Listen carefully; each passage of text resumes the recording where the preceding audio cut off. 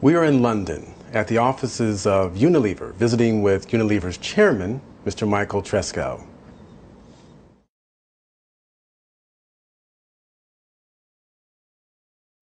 You've overseen, in both your days previously as chairman of Ericsson and now, of course, with Unilever, several CEO successions. So what is the role of the chairman in that succession planning process?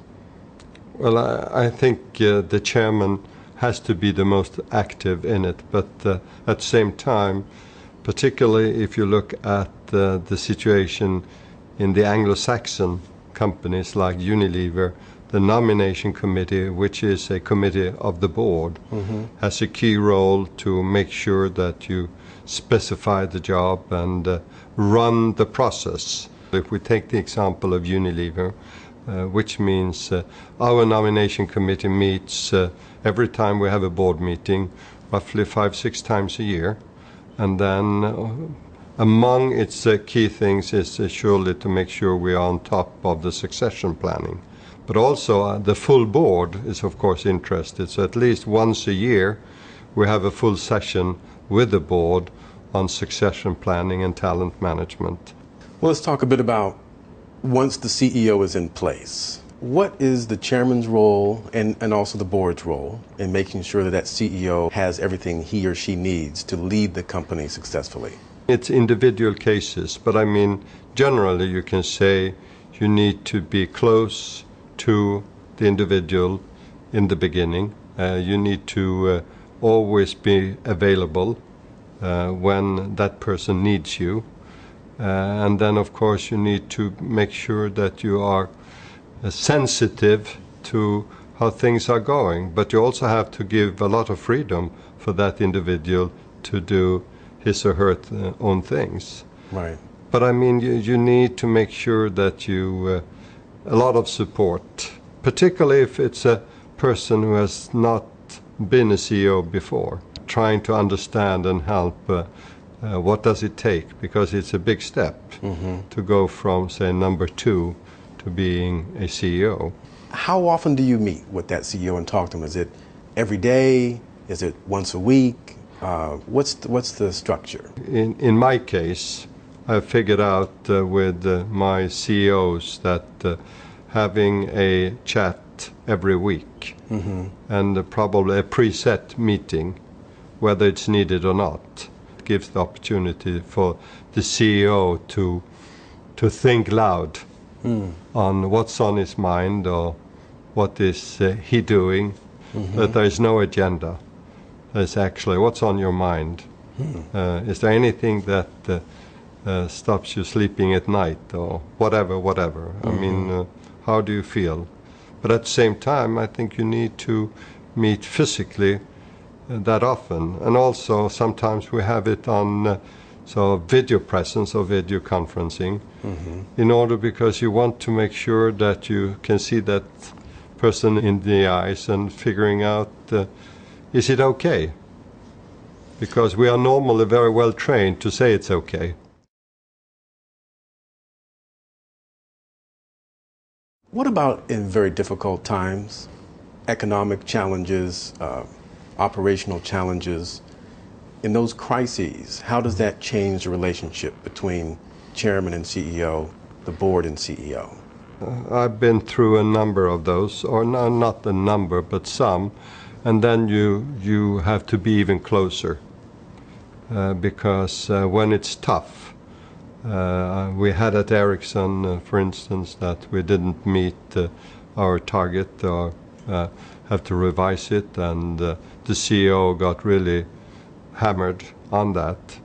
Then you need to be close and supportive, and even more supportive, and just figuring out how are you doing, because it's tough when you get all that pressure. So don't add to the pressure. Try to share the pressure. When pressure comes from Wall Street, from shareholders, from the media, who steps to the fore in that case as the leader? Is it the chairman, or is it the CEO, or is it both? Well, I think it depends on the issues. Normally it's the CEO who is the spokesperson for the company in all matters. But when it comes to more closely linked shareholding issues, like in the Ericsson case when we had to go out for a big rights issue, then I had to drive that. But you have to be careful because normally it creates confusion in the marketplace. Who is actually running the business?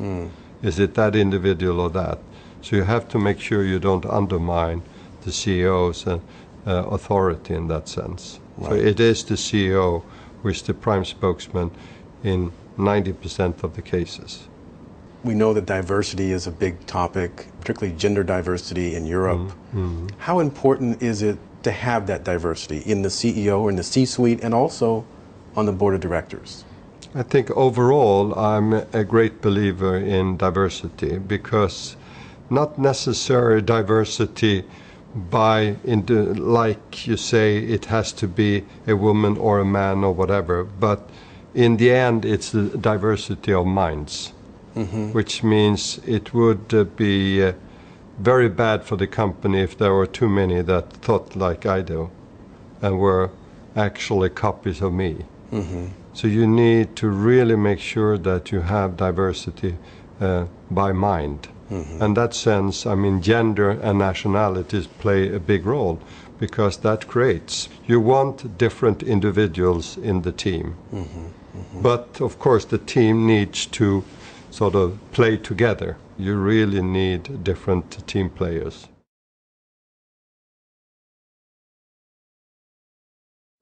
As the chairman of a large global company that operates in many, many different countries, how does the board go, how do you go about making sure the board has the right representation on it, geographical representation, experience, etc.?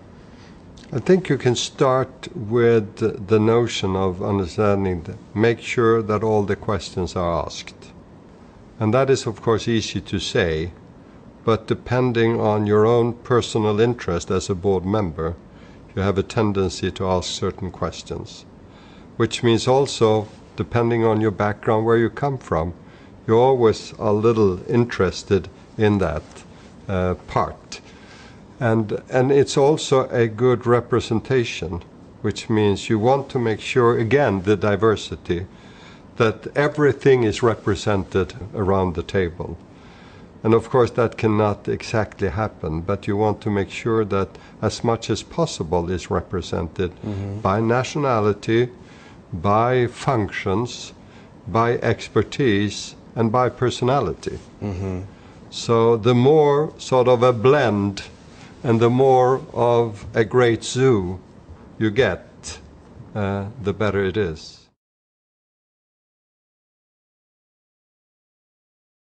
As chairman, then, how are you measuring the board's effectiveness and performance? You can see there are the soft issues, which means you have a feel for that there is good fun in the boardroom.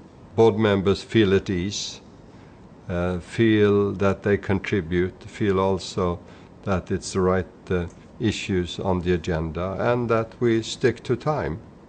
So they don't have to get nervous that they won't get out in time, etc.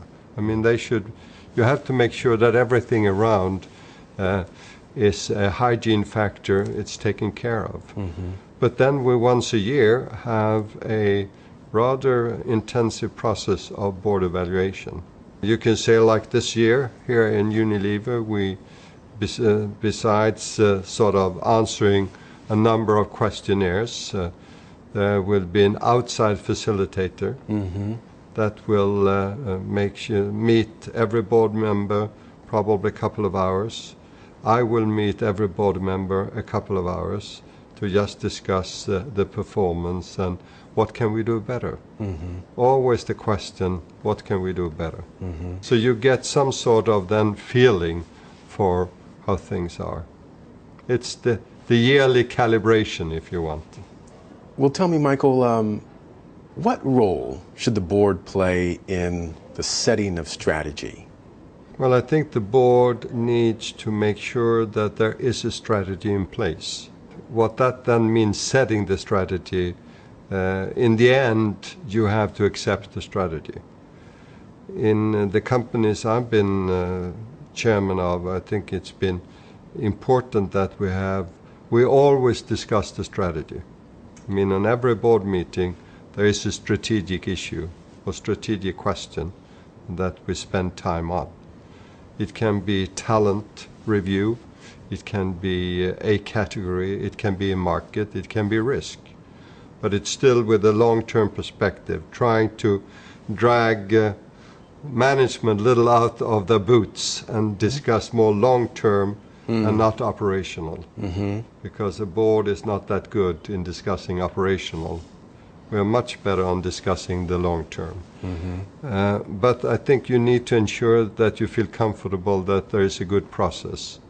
It's a rolling annual event besides those things I mentioned, which means we just came back a couple of weeks ago from Jakarta, Indonesia, where we had our annual strategic review.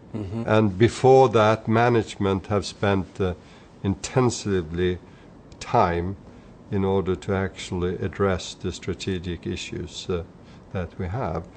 So you feel comfortable with the process, you feel comfortable with the year, and then you feel comfortable for the exam day where you actually review the whole thing in one go. And of course, some boards are quite different from others. I mean, you ran a board with Ericsson that had union representation, and of course, Unilever does not. What's the difference in managing these different respective boards? I think it's actually you have a team around the table, and they can come from different places. Like you say, we had union members, which we're not used to here. In the Anglo-Saxon, many companies are used to many executive directors on the board. We are not used to that at all in the Swedish context. So I mean, it's not that big difference. You play with what you have, and you make sure, again, it comes to how do you use them, how to make sure how you bring most out of their exercise. Of course, the bigger the room and the bigger the table, it becomes less dynamic. But then it's just a leadership issue. How do you create a dynamic environment even with 20 people? Yes, it's easier with 6, but it's more a matter of doing it a little different. And the more you can create a confidence that the CEO sees the board as his best friend and supporter and helping him or her to develop the business. If you can get that atmosphere going, I think it's more productive.